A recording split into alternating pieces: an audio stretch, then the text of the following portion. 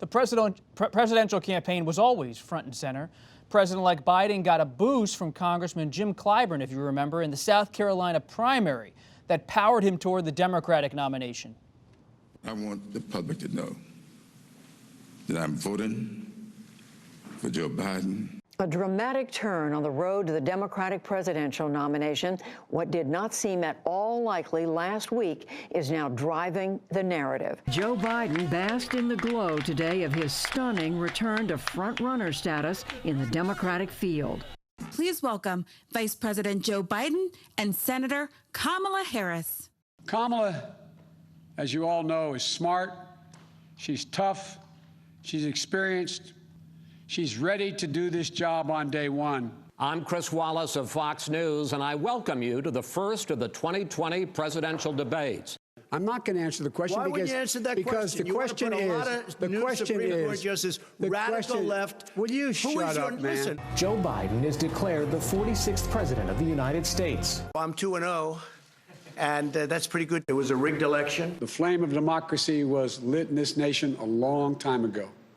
And we now know nothing, not even a pandemic or an abuse of power, can extinguish that flame. Errin, it was not just Congressman Clyburn. It was black women in South Carolina that lifted Biden at that critical moment. You've chronicled that part of the campaign for the 19th. Why does that matter? Yeah, Bob. Well, listen, I think the story of Black women as the backbone of our democracy has been something that started to come into focus in the wake of 2016 when we saw Black voters overwhelmingly voting for Hillary Clinton, and then in Alabama getting Doug Jones into the Senate, and then in Virginia in that crucial gubernatorial contest following that.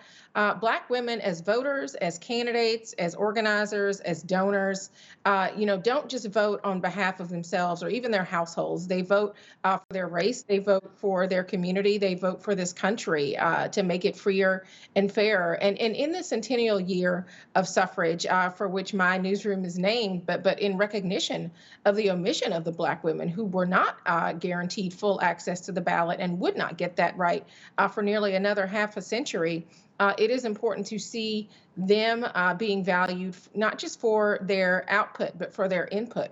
And that was really kind of the story of 2020, especially for those voters. And so, I was somebody, Joe Biden, when he got into this campaign last spring, said that he was in this as a battle for the soul of America. Racism was on the ballot for Black voters, particularly Black women, headed into this year, even before the dual pandemics of coronavirus and systemic racism, which really plagued the Black community in 2020. But, seeing Black women respond to that and really wield their power in a way that we had not seen so forcefully in the spotlight before is definitely one of the storylines of this year and of this very consequential election. Weijia, another storyline is that while Biden and Harris won, President Trump's defeat remains a lingering story. He refuses to concede. What does the final month of his presidency look like based on your reporting? Well, the president will continue to fight. And, this is his legacy, which he is choosing because he believes if he continues to really lean into this, that he will have an impact and be able to convince the country that he is leaving office after a rigged election. And in some ways, he gave us a sneak preview of this even before November 3rd. For months, he had been talking about widespread fraud and how mail-in ballots were going to lead to that. But the disclaimer there was only if he lost, because he refused to answer, what if he won? Would that still mean that there was widespread fraud? And then when the numbers revealed that he did, in fact, lose to President-elect Biden, he really went all in with this false narrative that he will continue to spin, I believe, for the rest of his presidency, because the goalpost for a concession continues to move. And now it looks like he's not going to give one at all. In the beginning, in the days after the election, his advisors, both on the campaign and in the White House, insisted that if the president exhausted all his legal options and it was clear the outcome was not going to change, the president would acknowledge that he lost and would do the right thing. But As time went on, it became more clear that that wasn't going to happen.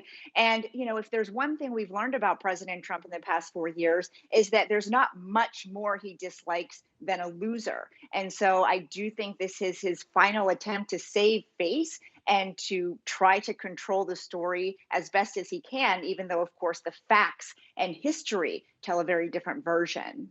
Dan, what's the cost to American democracy? Well, I think the cost is very serious, certainly.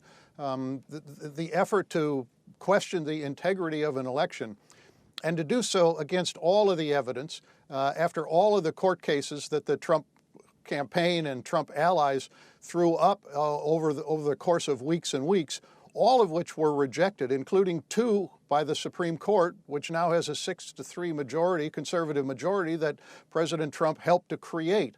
I mean, the fact that he is continuing on this is damaging to democracy. I mean, the overwhelming majority of people who voted for Trump say they think that Biden was elected illegitimately, according to some polls. That's a very worrisome situation.